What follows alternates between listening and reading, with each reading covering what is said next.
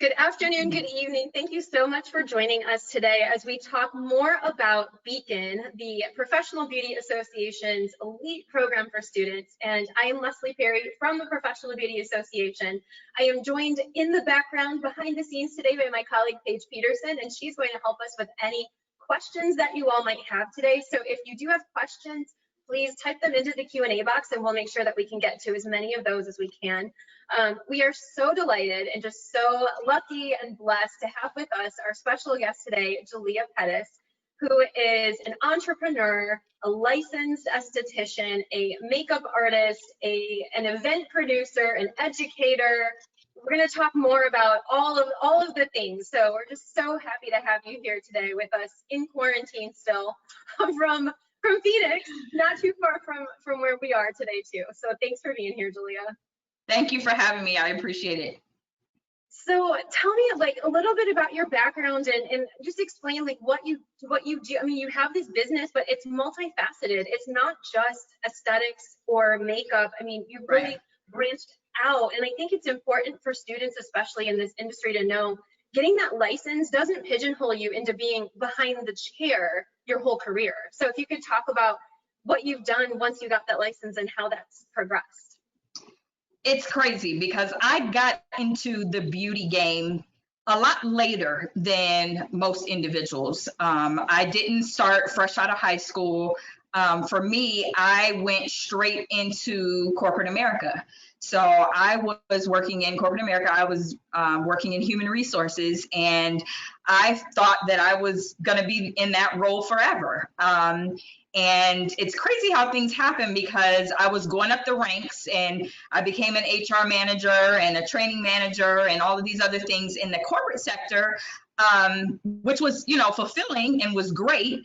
But I remember that I always had that entrepreneurial spirit. So I was like, okay, what can I do to incorporate, my creative side of my brain? And that's kind of where and when I decided to start my business, which is 3J Productions.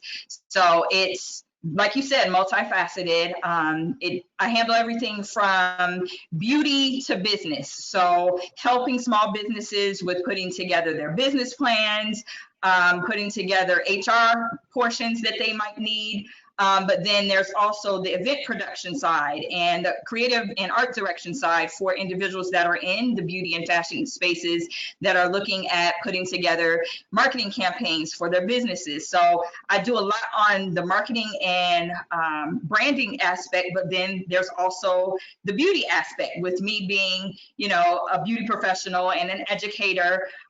It's crazy because I totally just fell into it. Like that was not ever something that I aspired to be in. I never wanted to be in the beauty industry when I first started out because I've always had freckles. And as a kid, our parents are always throwing us in all kinds of different things. And my mom was one of those that had me in different modeling programs and all that kind of stuff. And I would hate that when it came time for people to do my hair and makeup, they wanted to make my curly hair straight, which I had really, really long hair past my butt. And then I have a lot of freckles. And they always wanted to cover up my freckles, which I didn't like that. I was like, I like how I look, but it's, as a model, it's not about us. It's about, whatever the person wants. So that's kind of where everything started for me as far as like beauty and understanding what beauty is about and was about. And so I lived in South Carolina, and that's where I started 3J Productions. And I would always call on beauty professionals to work with the different talents because I managed the designers and I managed the individuals that were interested in modeling. And a lot of times, most of my clientele were women of color. And I often found that nobody could work on women of color, or they were afraid to work on women of color. And I was like, I don't understand this. And that's how beauty came into play for me. I was like, you know what, forget it. I'll learn how to do it myself. And I never knew, I had no idea that this is where I was going to be all these years later by just jumping into it and then later on going to school. It's amazing how everything kind of just comes back around. So yeah, I've had my hands in quite a few different things over the years. So you touched on a little bit about the business side and that you even help others with their business planning. Talk about like the importance of the business of beauty, not just being a really amazing hairstylist or makeup artist, barber, esthetician, whatever your choice is, but the business fundamentals, and why is that so important as well? You know, I think a lot of times as creatives, we forget that we're supposed to have that business side.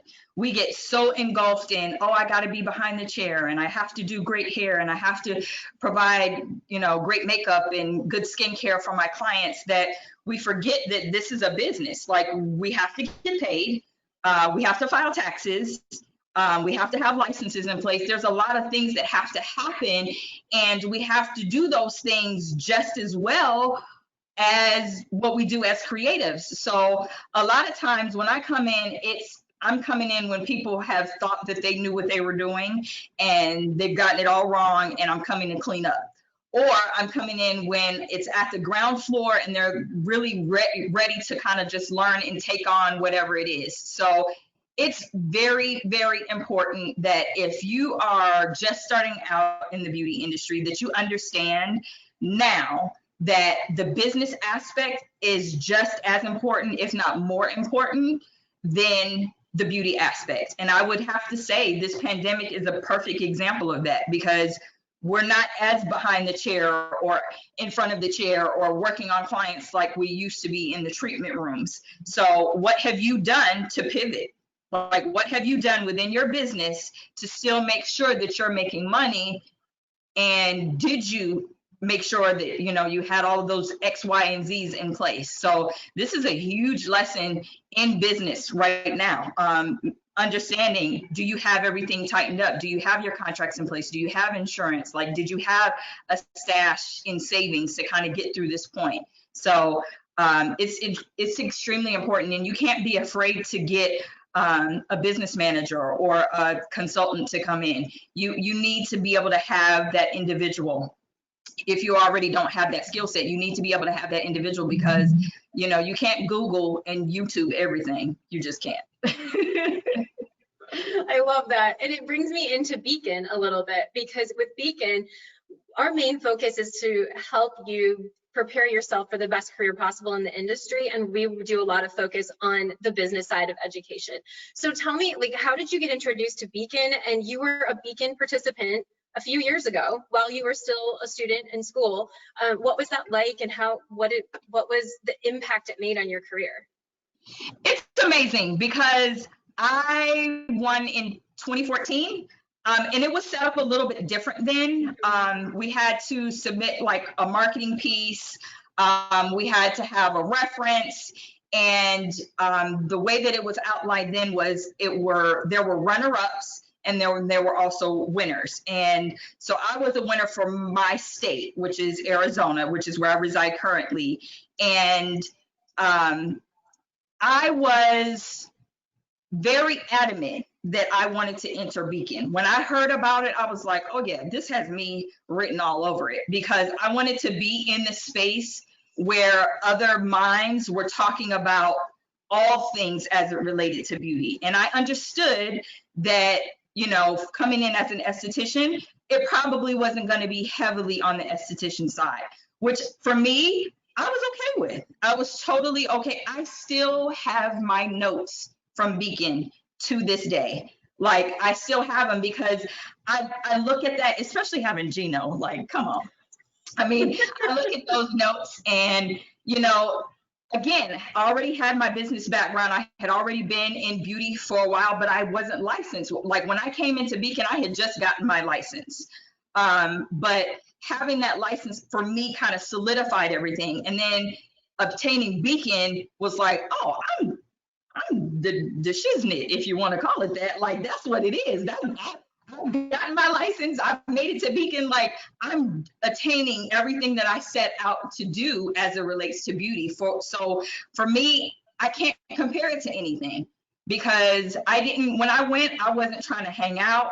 I wasn't trying to like go party. I went for Beacon, and I was like in there taking notes every single day, making myself available. And just ready to just digest everything that was given to me. And I made some awesome connections at Beacon that I still have to this day. And I'm not talking about just with my peers, with the individuals that were on stage. So you have to be willing to do the work. So, and you had mentioned Geno. So for those that might not be familiar with Geno, Geno is our host with the most for the weekend when we have Beacon. Geno Stampora, he's been with Beacon almost since the very beginning and just an amazing industry vet, an icon, I would even say. I mean, just so, inspirational and smart and so just welcoming of everyone who's there and making sure that everyone is there that gets so much out of it and out of yourself and helps you grow. And it's so amazing to hear you talk about that and those relationships. And now this last year you came back to Beacon, but in a much different capacity. You were an educator. So how is that, like, again, talking about the full circle, but coming back and coming in as now the educator with those in the audience looking at you as someone who knows it, has the information that they're seeking and wanting, and you've made it, so to speak. It's crazy because what was this, 2019? So in 2018, I was asked to come to Beacon on a panel. So I was on a panel with maybe 4 other people that had graduated, so to speak, from the program. And we only got like a couple of minutes on the stage. But I remember going in there and I was like, what am I going to do to set myself apart? And I was like, remember yourself in the chair. Like what did you want to hear that you felt like maybe potentially was there, but you needed just a little bit more? And I felt like I needed to talk to my demographic, which my demographic is, the over 40 crowd and the single parent crowd. I was like, you know what, let me not, because a lot of times, when you look at the beauty industry, you see younger individuals. So I was like, you know what, let me talk to this group that's, trying to kind of fit in with everybody, but at the same time, it's feeling like the old head auntie in the room. Like, let me talk to them. So I did an icebreaker and I got up on the stage and I made everybody stand up and I cranked that music up and everybody had to dance. And I was like, let's go. So coming back, is it this year? Yeah. It was 2020. I know, it feels like last year, but it was this year. It's like, it's all coming all over again because I felt like, wow, I must have really made an impression on the individuals that were in the audience. So I wanted to make sure that I came back, but then I spoke about something that I felt like they really needed to hear, that wasn't being targeted necessarily in the list of educational events that were taking place. So I wanted to make sure that I came back in and I really talked about branding and that small business aspect. And for me, it felt great. Like, I felt like I was received well. I mean, I know that the Beacon audience can probably look a little intimidating because it's like, okay, especially for somebody like me, I don't have the tens and thousands of followers. So they're like, who is this person? Why is she up here? What does she have to offer? I've never seen her before in my life. But when they understand that I'm right now where they're trying to be, and I have aspirations to go to the next level of those individuals that they're, gawking at and taking all the selfies with. But I really feel like it comes from a place of understanding that you have to go through levels within this. You have to go up that ladder, so to speak. You have to take each rung and you have to do it with humility and you have to make connections along the way. And I feel like for me, that's what this whole Beacon experience has been about from, the very first day that I got there, up until now. It's been about relationships and putting myself out there for sure. Absolutely. And you had mentioned this year, you talked a lot about branding and social media and I know we don't have the time today to go into the entire thing that you did go into at Beacon, but what are some things that the students, if they can't be in school right now, or even if they are, what should they be focusing on with their own social media and other marketing tools available to them to build the brand of you, as you call it? Mm-hmm. So first and foremost, try not to compare what you're doing to everybody else. You have to understand what your niche is, okay? And I know that's so hard because it's really saturated with, you know, your friend is doing this and your friend is doing that. But if I really think about it, like the people that I graduated with, like my class that I graduated with from aesthetics, from cosmetology school, like none of us are doing the same thing. We all went to school for the same thing, but not one of us is doing the same thing. So we all have that lane that we could be in. So find out what your niche is. And how do you do that? What do you love the most about beauty? Like, what is it? Do you like color? Do you like cut? Do you like makeup? Do you like skin? You love the extractions? Are you one of those that like watch Dr. Pimple Popper and is all into it? Like figure out what it is that you love, what your niche is. And once you kind of nail that down, then you can build your brand around that. And try to make sure too that you're working within your local area. Like don't straight out the gate say, I want to be the next, you know, makeup artist to Beyonce. Unless we know Beyonce, like how likely is that really going to happen? So, you know, be realistic about your expectations for your brand. Make sure that you know what your demographic is. So your locations, like who you plan on servicing, you need to know what those ages are. You need to know what those people look like, where they live, like their zip codes, how far you're willing to travel, how far you think they're willing to travel to get you. Like all of that is stuff that you can be doing right now to nail down specifics as it relates to how to market yourself and your brand. Awesome. And you had mentioned like social media, and I was in the background here trying to find this slide that I wanted to share with Beacon, because we use your social media as part of what you need to apply. So your Instagram page, what we're looking for is that professional focus, and it doesn't have to be you don't have to have 10,000 followers. We're not looking for that, but we're looking for the idea that you understand some of the fundamentals of social media and photo sharing and captioning and hashtagging. And what tips would you have for them as they're starting to curate that page if they're interested in applying for putting together a great Instagram page right now?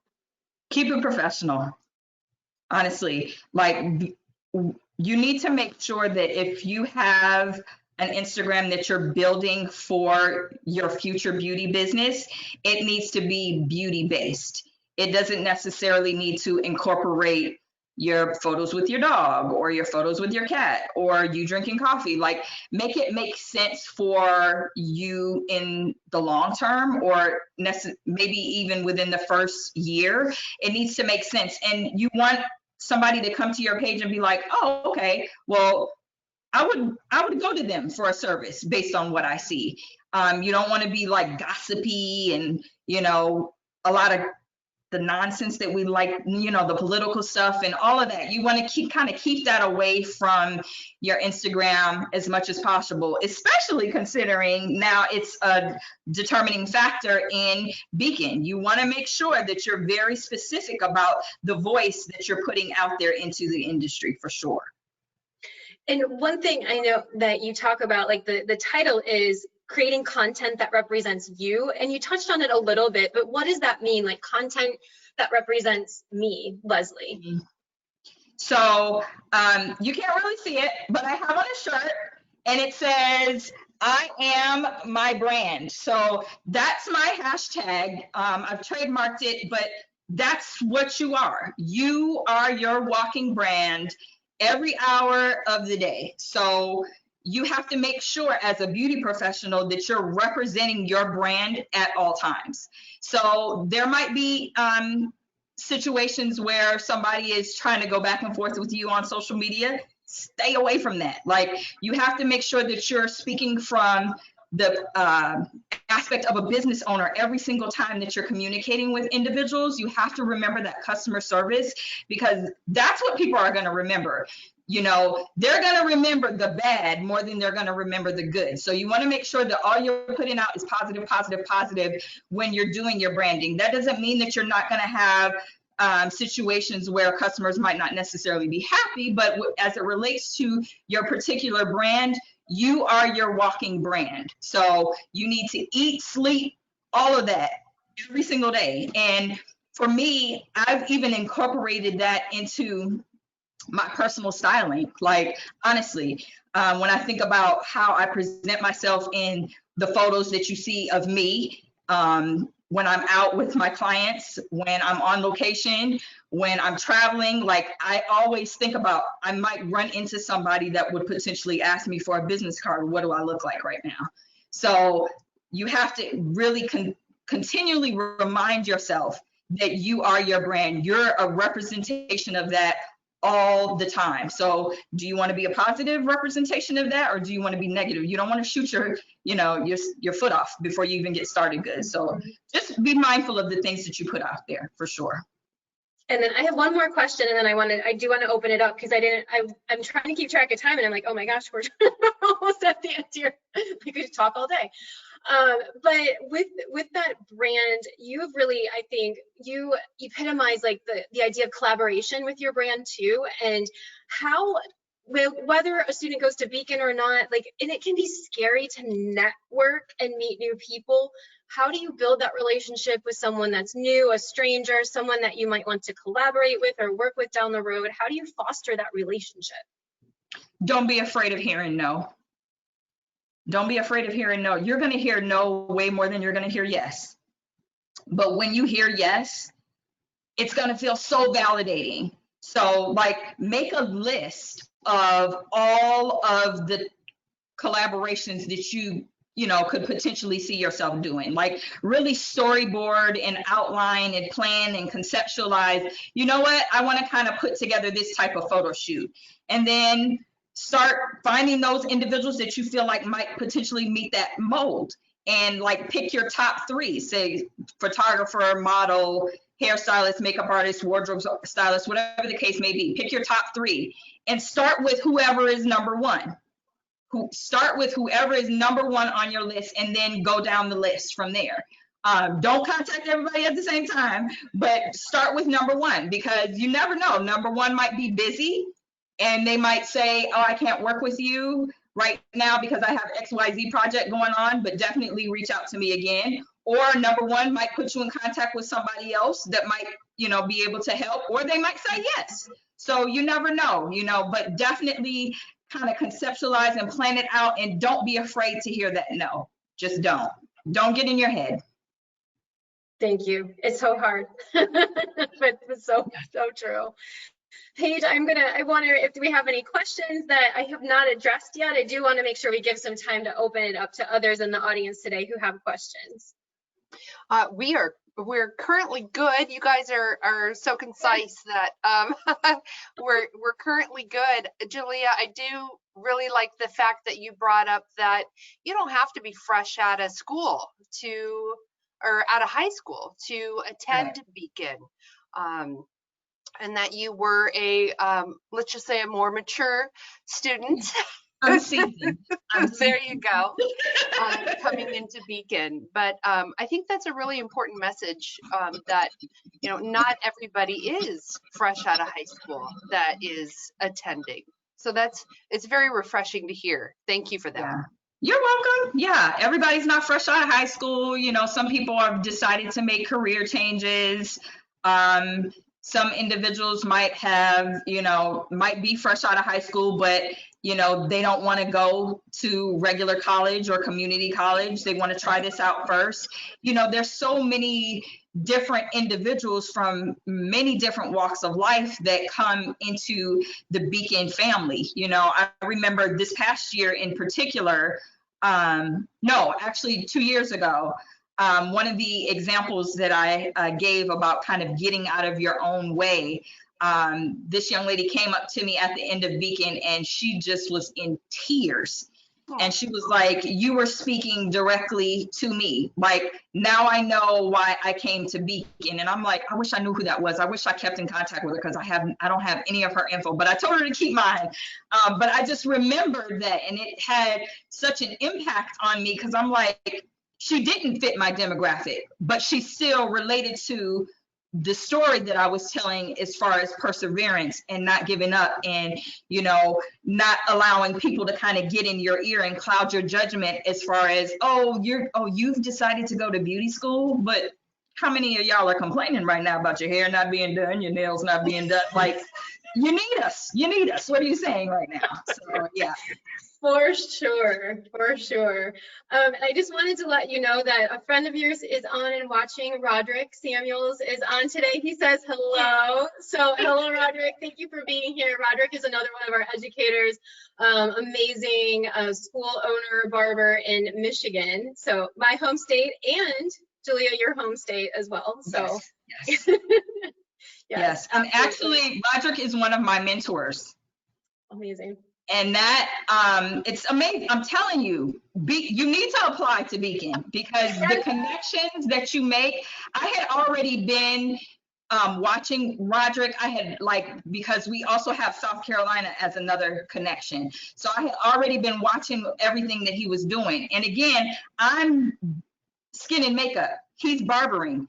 Your mentors do not have to necessarily be in that same vein, because the wealth of knowledge that they bring is, you can't compare it to anything. You don't necessarily need to have somebody that has gone through all of the same experiences as you. You need somebody that's gonna tell you, look, this is what it is. And Roger did that to me one time. He got me all the way together. So you have to be willing to, accept correction. And this is awesome to be a part of the Beacon family. You definitely should apply. Get out of your head. Put that, marketing piece together. I mean, you're already doing it anyway. If you have Instagram, you're already doing it if you have a resume. So why not just submit? I mean, what you waiting for?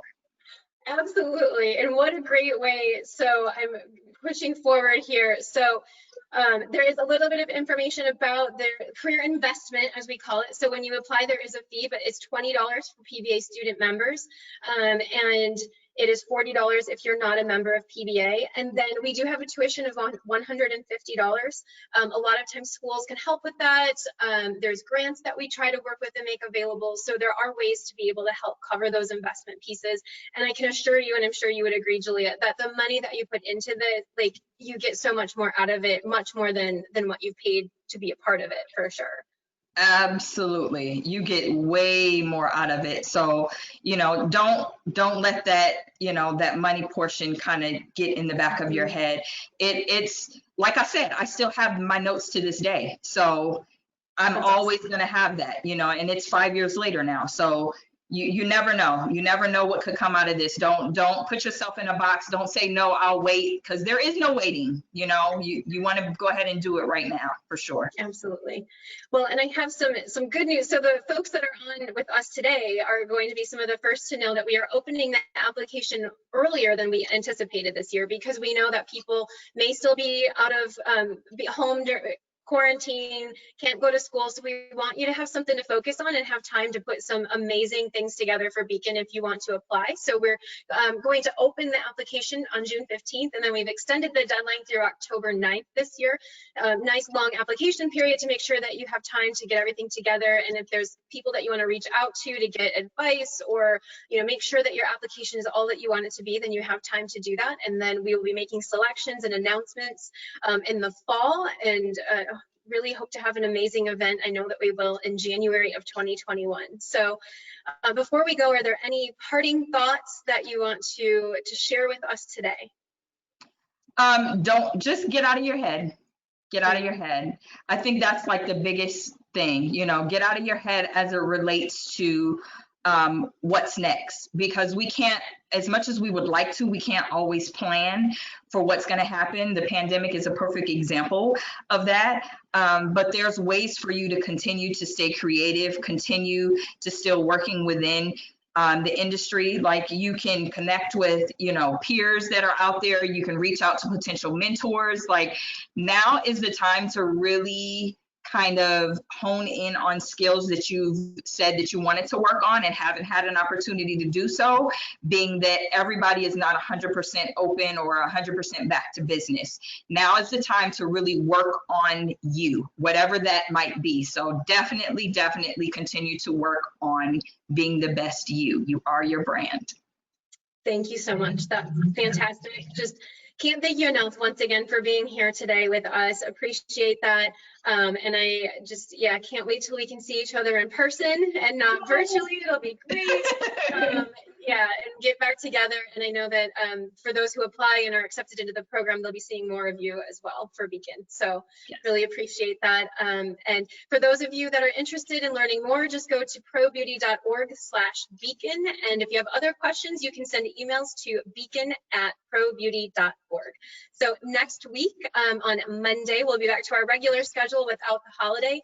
We have Elizabeth Fay who will be joining us, and she is also a former Beacon student, now doing amazing things in the industry as well with her business, and she'll be here to talk about just her journey as well and her experience with Beacon and all that's happening with her. So hope to see you all next week. Again, thank you, Jalia. We will be in touch and hope to see you all soon. Everybody take care, stay healthy, stay safe.